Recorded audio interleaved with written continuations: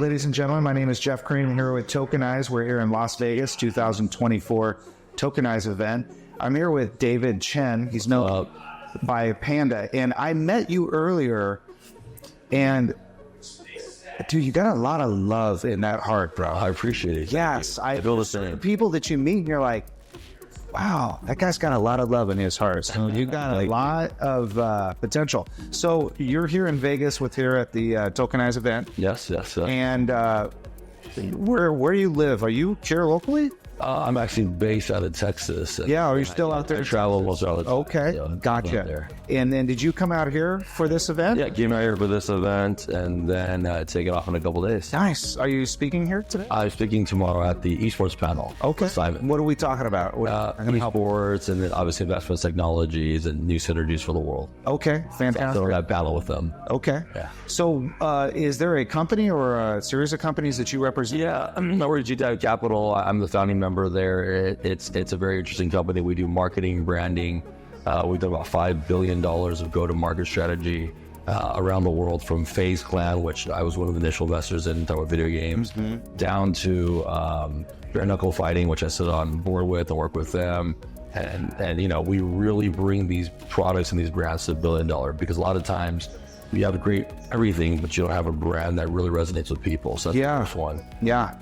And then we do investments, you know, where we work on really great raises on very specific teams, like pro teams that we're asked to come in as GPs to run certain parts of their businesses that work out really well.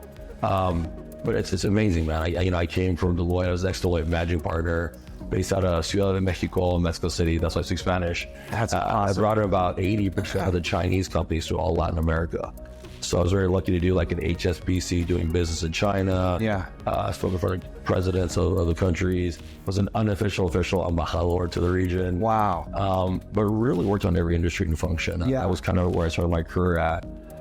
So it's been pretty amazing. And, you know, coming here, I don't go to a lot of crypto events. I kind of keep to myself. Sure. I go to a lot of different events, but not crypto. But this one is credible enough where I obviously want to come because of Mike and everyone else. Well, I'm glad you said that, because, you know, when we come to the front table, there's not a list of pedigrees, pecking orders, awards, and accolades. Right. It's smiling people.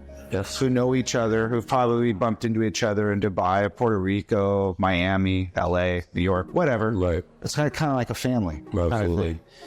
So when you come to events like Michael's event and whatnot, do you feel like that?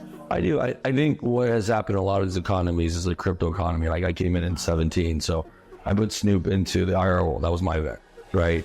Or I had to launch at TechCrunch Live. That was me. And, you know, what I'll tell you is, a lot of the bad apples have left, and that's why we're still here 6, 7, 8, 10 years later. And I come out because now I feel like it's the time where the bad apples are gone. I don't have to sit there and convince that person's lying. Here are the real metrics, here are the numbers.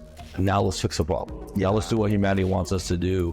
And so coming to an event like this absolutely provides our credibility, because nobody has to do anything here. We all want to do something. Yeah. And I think that's the real value of humanity and things that we've done.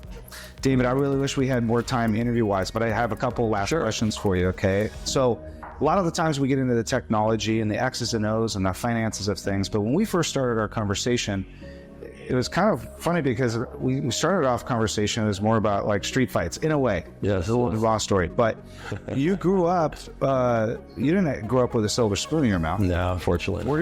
So my first question is, where did you grow up?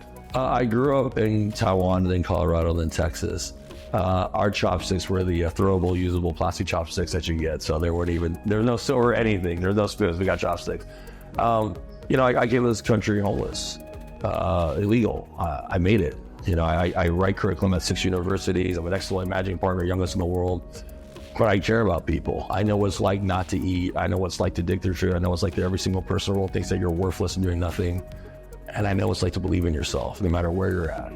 And that's where I sit at today. And I think I've been fortunate enough to, as I coach and I advise not only top brands, right? Roll-in face, things like that, but top people too, because I like to advise people that have a following and a big thing, because then they can help everybody else. And so for me, if we can help humanity in the right way, money comes with some of that. That's easy, right?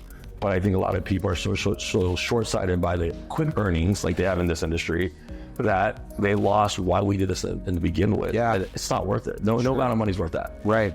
So Yeah. that's why we're here. You know who you remind me of, and I'll ask you one last question, is you remind me of Seth Godin. Oh, cool. About 20 some odd years ago, I had emailed him about 5 a.m. About 5 minutes later, he emailed back. Oh, wow. And ever since, he emails me back and forth, and whenever I do a project.